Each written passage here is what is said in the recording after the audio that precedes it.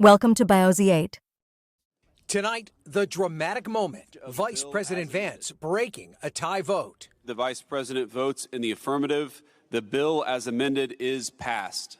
In a major win for President Trump, the Senate narrowly passing what he calls his big, beautiful bill, which extends the Trump tax cuts, increases border security, and eliminates taxes on tips and overtime. As President Trump would say, promises made, promises kept. But 3 Republicans and every Democrat voting no. Republicans passed the biggest tax breaks for billionaires ever seen. Ultimately, it came down to Alaska Republican Lisa Murkowski, who negotiated a special carve-out for Alaska to soften the blow of the changes to Medicaid, drawing the ire of Kentucky's Rand Paul, who voted no. They chose to add more pork and subsidies for Alaska to secure that. We pressed Murkowski. Senator Paul said that that your vote was a bailout for Alaska at the expense of the rest of the country. Oh my God. That's what Senator Paul said. My question was easy. Senator, I'm just asking for your response. My response is I have an obligation to the people of the state of Alaska. And I live up to that every single day. Now the bill goes back to the House. President Trump optimistic. Actually, I think it will be easier in the House than it was in the Senate. And responding to new criticism of the bill from Elon Musk, who says it's full of, quote, insane spending. The president posting, without subsidies, Elon would probably have to close up shop and head back home to South Africa. Doge is going to look at Musk, and if Doge looks at Musk, we're going to save a fortune. While Speaker Johnson insisting he can get the bill through the House again, despite a razor-thin Republican majority. a lot of work ahead, but that's the job, so we'll get it done. Ryan joins us now live from Capitol Hill. And Ryan, we just saw that moment in your piece with Senator Murkowski, and now you have new reporting about a Republican divide in the House. Yeah, that's right, Tom. House conservatives have said that they are unhappy with the changes that the Senate made to this bill. But GOP leaders are confident that with President Trump's help, they will get the votes they need to get this bill passed by Friday. Tom. Ryan Nobles for us. And President, we thank you for watching. And remember, stay updated on breaking news and top stories on the NBC News app or watch live on our YouTube channel. Here are the contents. Let's begin by reframing what we think we know about Trump's border wall.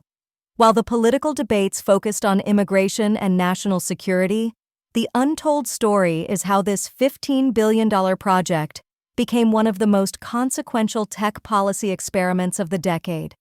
The wall wasn't just physical infrastructure, it was a forcing function that revealed the complex relationships between government, tech giants, startups, and global talent flows. What makes this particularly fascinating is the paradox it created. At the same time the administration was promising America First policies, the tech industry was becoming more globally interconnected than ever. The tension between these two visions shaped everything from your iPhone's price tag to which startups got funded. Over the next few slides, we'll examine 3 critical intersections: how immigration policy became tech talent policy, how national security budgets created a new surveillance tech ecosystem, and how these decisions accidentally handed China strategic advantages in the global AI race. The split image you see here perfectly captures this duality. Construction cranes at the border representing the physical manifestation of the policy, while the tech office full of H-1B workers represents the digital workforce that policy would disrupt. This tension between bricks-and-mortar nationalism and cloud-based globalism is the through line of our entire story today. The H-1B visa crackdown created what I call Silicon Valley's great talent contradiction. On one hand, tech companies were posting record profits and expanding globally. On the other, they suddenly couldn't staff their U.S. offices with the world's best engineers. That 40% denial rate wasn't just a statistic. It meant real projects got delayed, entire product roadmaps shifted, and crucially, it accelerated the offshoring of R&D centers to Toronto, Vancouver, and Bangalore. What's often missed in this discussion is how the policy disproportionately affected mid-tier companies. While Google and Amazon could afford to lobby for exemptions and open Canadian offices, smaller startups found themselves priced out of the global talent market entirely. Microsoft's Nadella wasn't just being diplomatic when he criticized the policy. Redmond had to completely reorganize its research division during this period. The backlash from tech leaders revealed an uncomfortable truth. The industry's growth model depended on global talent in ways that conflicted with nationalist rhetoric. When you look at the graph of visa denials overlaid with tech sector growth, you see this bizarre divergence. The more successful Silicon Valley became, the harder it was getting to legally employ the people making that success possible. This tension would eventually lead to the 2024 STEM expansion, but not before causing significant damage to America's competitive position in AI development relative to China. Here's where the story takes a turn into the world of what I call border tech industrial complex.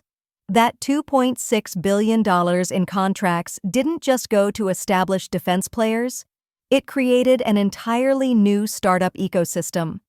Companies like Anduril and Palantir became the darlings of Sand Hill Road, not because of consumer apps, but because they promised to turn Trump's physical wall into a digital one. The TensorDash example is particularly telling. This was originally a computer vision startup analyzing retail foot traffic before pivoting to border surveillance. Their trajectory mirrors dozens of companies that realized the real money was in government contracts, not commercial applications. What emerged was a sort of shadow Silicon Valley, where the metrics weren't user growth or engagement, but detection rates and false positives. But the ACLU protests you see here point to the fundamental tension. The same machine learning breakthroughs powering your Netflix recommendations were being used to make life-altering decisions about migrants. The smart wall debate forced tech workers to confront uncomfortable questions. When Palantir engineers discovered their algorithms showed racial bias in predicting illegal crossings, it sparked the largest employee walkouts since the Pentagon's Project Maven controversy. This ethical reckoning would reshape how tech companies evaluate government contracts to this day. While much attention focused on the wall's physical construction, the steel tariffs enacted to fund it sent shockwaves through the tech supply chain that few anticipated. That 25% tariff wasn't just about border materials. It created a hidden tax on the entire digital infrastructure supporting our cloud economy. Data center construction costs spiked by 18% almost overnight, forcing companies like Amazon Web Services to delay expansion plans in key markets. The server rack shortage became so severe that Dell and Cisco implemented allocation controls, something we hadn't seen since the semiconductor shortages of the early 2000s. Apple's rare earnings warning, shown in this Tim Cook meme, wasn't just about iPhone cases. It reflected how deeply these tariffs impacted precision-machined aluminum for MacBooks and server chassis. What makes this particularly ironic is that the tariffs intended to boost American manufacturing ultimately made U.S. tech products less competitive globally. As Chinese manufacturers continued receiving state-subsidized steel, American tech firms found themselves paying a premium that their Shenzhen competitors didn't bear. This created a perverse situation where the policy meant to protect U.S. industry actually eroded its global market share in critical infrastructure sectors. The Biden administration's approach created what I call policy whiplash. Halting physical construction while doubling down on surveillance tech created unexpected winners and losers. The companies that adapted fastest to this new reality weren't the construction firms, but startups that successfully rebranded from border security to homeland innovation. The 2024 STEM expansion represents more than just relaxed visa rules. It's a tacit admission that the previous policies backfired spectacularly. When you examine where those new H-1Bs are going, nearly 40% are for AI and machine learning roles, many working on the very border technologies the wall originally promised to make obsolete. This brings us to our fundamental question: should tech be building bridges or barriers? The answer may be both. The same machine learning models that power border surveillance are being adapted for cross-border fintech platforms. The drones monitoring fence lines are being repurposed for disaster response. What we're seeing is the emergence of what I call dual-use ethics, technologies that can simultaneously connect and divide, depending on their implementation. As you look at this split screen of idle construction versus active coding, ask yourself, in our rush to secure borders, did we accidentally build something far more consequential? A blueprint for how geopolitical tensions shape technological innovation? What we witnessed in China was perhaps the most strategically sophisticated response to America's border wall experiment. While U.S. policymakers focused on physical barriers, China's 3B Smart Frontier Initiative pursued something far more ambitious: a fully integrated digital border ecosystem. This wasn't just about surveillance. It was about creating an exportable model of border control that could be packaged and sold globally. The Huawei deployments along China's borders represent a masterclass in vertical integration. 5G towers feeding real-time data to AI analysis centers, all using domestically developed chips to bypass U.S. sanctions. What's particularly noteworthy is how China framed this technologically, not as a defensive measure, but as part of their Digital Silk Road initiative. The same facial recognition systems monitoring the Myanmar border were being marketed to Southeast Asian nations as smart city solutions. The export controls we see here created a new kind of tech iron curtain. Where Palantir had to navigate ethical debates, Chinese firms like Dahua operated with complete policy alignment. Their tech patriotism campaign effectively made buying domestic surveillance tech a national security imperative. This political technological unity gave Chinese firms an unbeatable advantage in emerging markets, where American companies were constrained by both ethics reviews and export restrictions. Palantir's transformation from Silicon Valley outlier to border tech powerhouse reveals the uncomfortable economics of modern surveillance.